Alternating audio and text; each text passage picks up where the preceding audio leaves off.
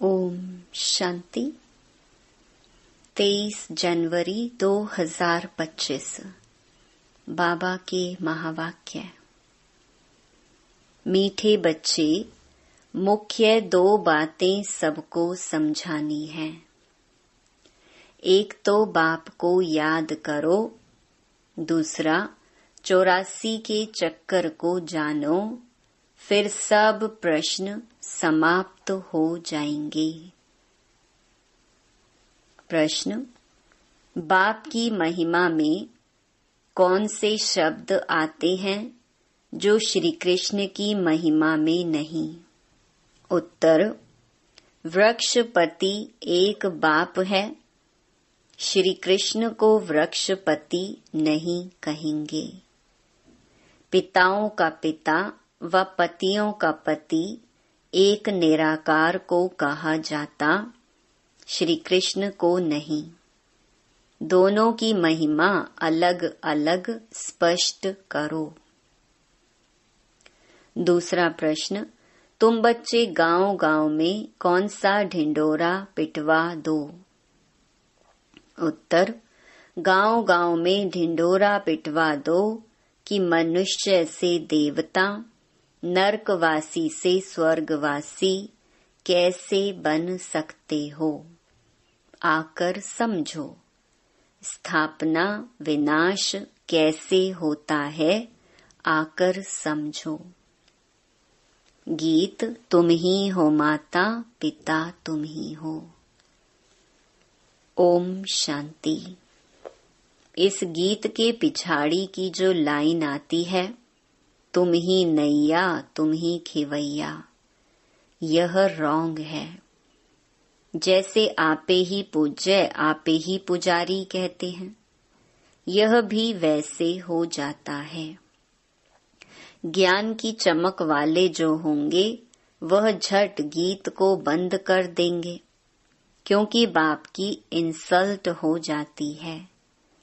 अभी तुम बच्चों को तो नॉलेज मिली है, दूसरे मनुष्यों को यह नॉलेज होती नहीं है। तुमको भी अभी ही मिलती है, फिर कभी होती ही नहीं।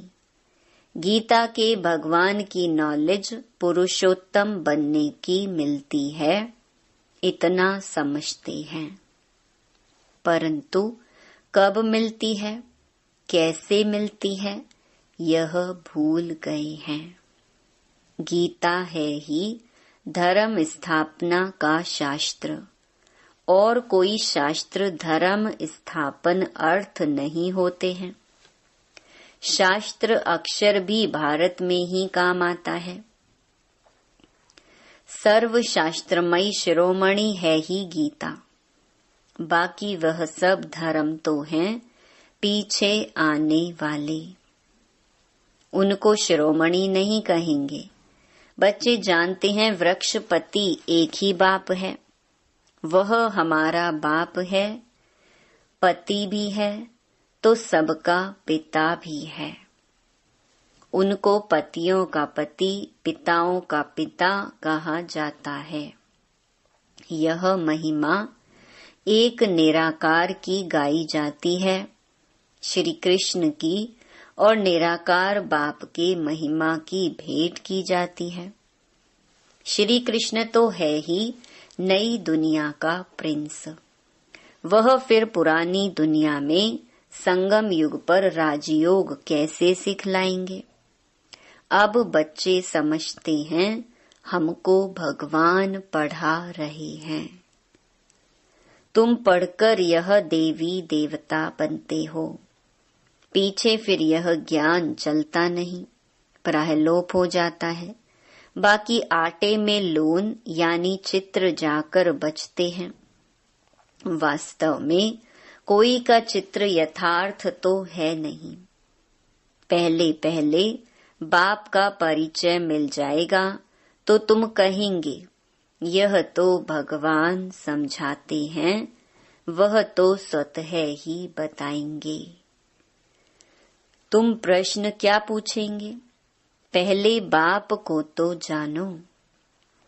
बाप आत्माओं को कहते हैं मुझे याद करो, बस 2 बातें याद कर लो। बाप कहते हैं मुझे याद करो और 84 के चक्कर को याद करो। बस यह 2 मुख्य बातें ही समझानी है। बाप कहते हैं तुम अपने जन्मों को नहीं जानते हो। ब्राह्मण बच्चों को ही कहते हैं और तो कोई समझ भी ना सके। प्रदर्शनी में देखो कितनी भीड़ लग जाती है। समझते हैं इतने मनुष्य जाते हैं तो जरूर कुछ देखने की चीज है। घुस पड़ते हैं। एक एक को बैठ समझाएं तो भी मुख थक जाए। तब क्या करना चाहिए? प्रदर्शनी मास भर चलती रहे तो कह सकते हैं आज भीड़ है, कल परसों आना। सो भी जिसको पढ़ाई की चाहना है अथवा मनुष्य से देवता बनना चाहते हैं उनको समझाना है। एक ही यह लक्ष्मी नारायण का चित्र अथवा बैज दिखलाना चाहिए। बाप द्वारा यह विष्णुपुरी का मालिक बन सकते हो। अभी भीड़ है, सेंटर पर आना। एड्रेस तो लिखी हुई है। बाकी ऐसे ही कह देंगे यह स्वर्ग है, यह नरक है। इससे मनुष्य क्या समझेंगे? टाइम वेस्ट हो जाता है। ऐसे तो पहचान भी नहीं सकते यह बड़ा आदमी है, साहूकार है या गरीब है। आजकल ड्रेस आदि ऐसी पहनते हैं जो कोई भी समझ ना सके। पहले पहले तो बाप का परिचय देना है। बाप स्वर्ग की स्थापना करने वाला है। अब यह बनना है। एम ऑब्जेक्ट खड़ी है। बाप कहते हैं ऊंच ते ऊंच मैं हूँ, मुझे याद करो। यह वशीकरण मंत्र है। बाप कहते हैं माम एकम याद करो तो तुम्हारे विकर्म विनाश होंगे और विष्णुपुरी में आ जाएंगे। इतना तो जरूर समझाना चाहिए। 8-10 रोज प्रदर्शनी को रखना चाहिए। तुम गांव गांव में ढिंडोरा पिटवा दो कि मनुष्य से देवता, नरकवासी से स्वर्गवासी कैसे बन सकते हो। आकर समझो। स्थापना विनाश कैसे होता है, आकर समझो। युक्तियां बहुत हैं। तुम बच्चे जानते हो सतयुग और कलयुग में रात दिन का फर्क है। ब्रह्मा का दिन और ब्रह्मा की रात कहा जाता है। ब्रह्मा का दिन सो विष्णु का, विष्णु का सो ब्रह्मा का। बात एक ही है। ब्रह्मा के भी 84 जन्म, विष्णु के भी 84 जन्म। सिर्फ इस लीप जन्म का फर्क पड़ जाता है। यह बातें बुद्धि में बिठानी होती हैं। धारणा नहीं होगी तो किसको समझा कैसे सकेंगे। सिर्फ लक्ष्मी नारायण के चित्र के आगे ही यह पॉइंट्स सुनाओ। बाप द्वारा यह पद पाना है। नरक का विनाश सामने खड़ा है। वो लोग तो अपनी मानव मत ही सुनाएंगे। यहाँ तो है ईश्वरीय मत, जो हम आत्माओं को ईश्वर से मिली है। निराकार आत्माओं को निराकार परमात्मा की मत मिलती है। बाकी सब है मानव मत। रात दिन का फर्क है ना। सन्यासी, उदासी आदि कोई भी तो दे न सके। ईश्वरीय मत एक ही बार मिलती है। जब ईश्वर आते हैं तो उनकी मत से हम यह बनते हैं। वह आते ही हैं देवी देवता धर्म की स्थापना करने। यह भी पॉइंट्स धारण करनी चाहिए जो समय पर काम आए। मुख्य बात थोड़े में ही समझाई तो भी काफी है। एक लक्ष्मी नारायण के चित्र पर समझाना भी काफी है। यह है एम ऑब्जेक्ट का चित्र। भगवान ने यह नई दुनिया रची है। भगवान ने ही पुरुषोत्तम संगम युग पर इन्हों को पढ़ाया था। इस पुरुषोत्तम युग का किसको पता नहीं है। तो बच्चों को यह सब बातें सुनकर कितना खुश होना चाहिए। सुनकर फिर सुनाने में और ही खुशी होती है। सर्विस करने वालों को ही ब्राह्मण कहेंगे। तुम्हारे कच्छ माना बगल में सच्ची गीता है। ब्राह्मणों में भी नंबरवार होते हैं ना। कोई ब्राह्मण तो बहुत नामी ग्रामी होते हैं, बहुत कमाई करते हैं। कोई को तो खाने के लिए भी मुश्किल मिलेगा। कोई ब्राह्मण तो लखपति होते हैं। बड़ी खुशी से नशे से कहते हैं हम ब्राह्मण कुल के हैं। सच्चे सच्चे ब्राह्मण कुल का तो पता ही नहीं है।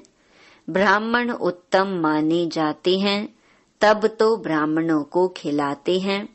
देवता, क्षत्रिय व वैश्य व शूद्र धर्म वालों को कभी खिलाएंगे नहीं, ब्राह्मणों को ही खिलाते हैं।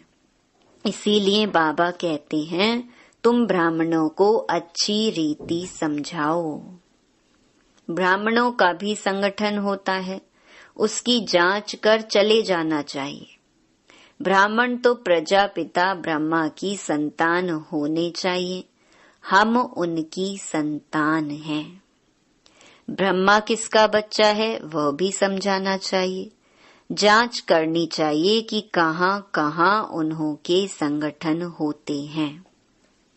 तुम बहुतों का कल्याण कर सकते हो। वानप्रस्थ स्त्रियों की भी सभाएं होती हैं।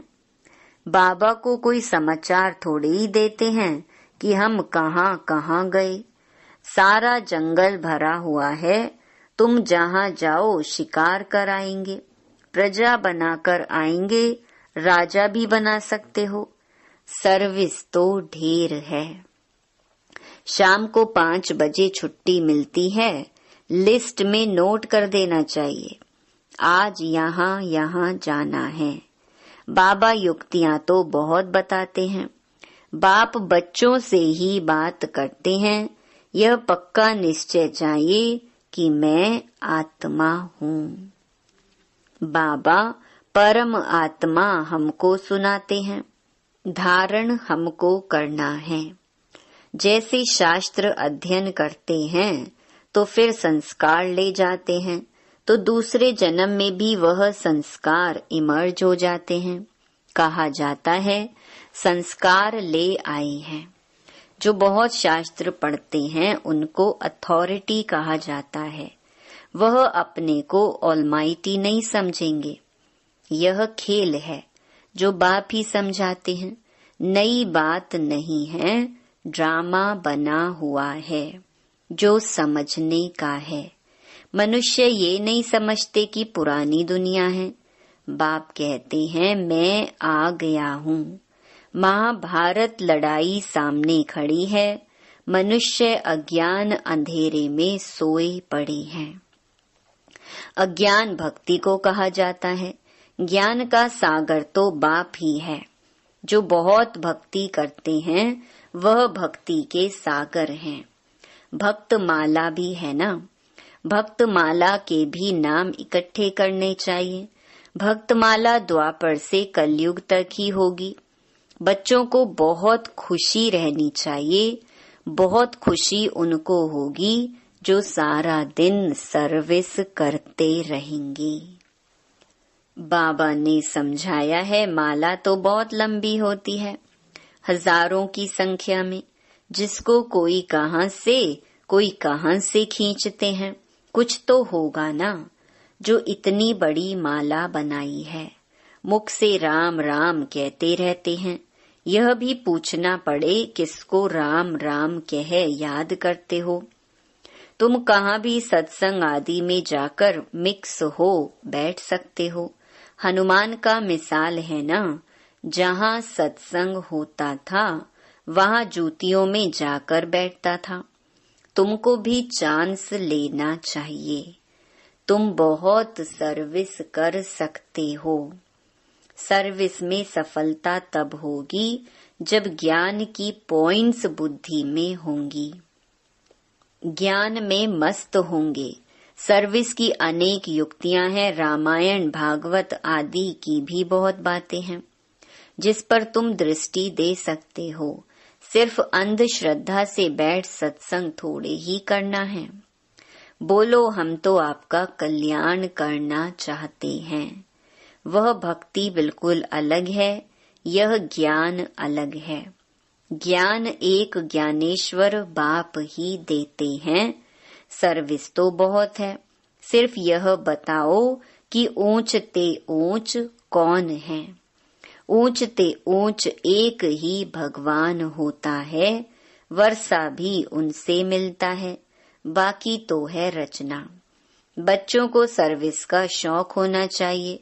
तुम्हें राजाई करनी है तो प्रजा भी बनानी है। यह महामंत्र कम थोड़े ही है। बाप को याद करो तो अंतमति सुगति हो जाएगी। अच्छा, मीठे मीठे सिकिलधे बच्चों प्रति माता पिता बाप दादा का याद प्यार और गुड मॉर्निंग। रूहानी बाप की रूहानी बच्चों को नमस्ते। धारणा के लिए मुख्य सार। पहला, बाप ने जो वशीकरण मंत्र दिया है वह सबको याद दिलाना है। सर्विस की भिन्न भिन्न युक्तियां रचनी है। भीड़ में अपना समय बर्बाद नहीं करना है। दूसरा, ज्ञान की पॉइंट्स बुद्धि में रख ज्ञान में मस्त रहना है। हनुमान की तरह सत्संगों में जाकर बैठना है और फिर उनकी सेवा करनी है। खुशी में रहने के लिए सारा दिन सेवा करनी है। वरदान, मैं और मेरेपन को बलि चढ़ाने वाले संपूर्ण महाबली भव। हद के कोई भी व्यक्ति या वैभव से लगाव, यही मेरापन है। इस मेरेपन को और मैं करता हूँ, मैंने किया, इस मैंपन को संपूर्ण समर्पण करने वाले अर्थात बलि चढ़ने वाले ही महाबली हैं। जब हद का मैंपन समर्पण हो तब संपूर्ण व बाप समान बनेंगे। मैं कर रहा हूँ नहीं, बाबा करा रहा है, बाबा चला रहा है। किसी भी बात में मैं के बजाय सदा नेचुरल भाषा में भी बाप शब्द ही आए, मैं शब्द नहीं। स्लोगन, संकल्पों में ऐसी दृढ़ता धारण करो जिससे सोचना और करना समान हो जाए। अपनी शक्तिशाली मनसा द्वारा सकाश देने की सेवा करो। समय प्रमाण अब मनसा और वाचा की इकट्ठी सेवा करो। लेकिन वाचा सेवा सहज है, मनसा में अटेंशन देने की बात है। इसीलिए सर्व आत्माओं के प्रति मनसा में शुभ भावना, शुभ कामना के संकल्प हों। बोल में मधुरता, संतुष्टता, सरलता की नवीनता हो तो सहज सफलता मिलती रहेगी। ओम शांति।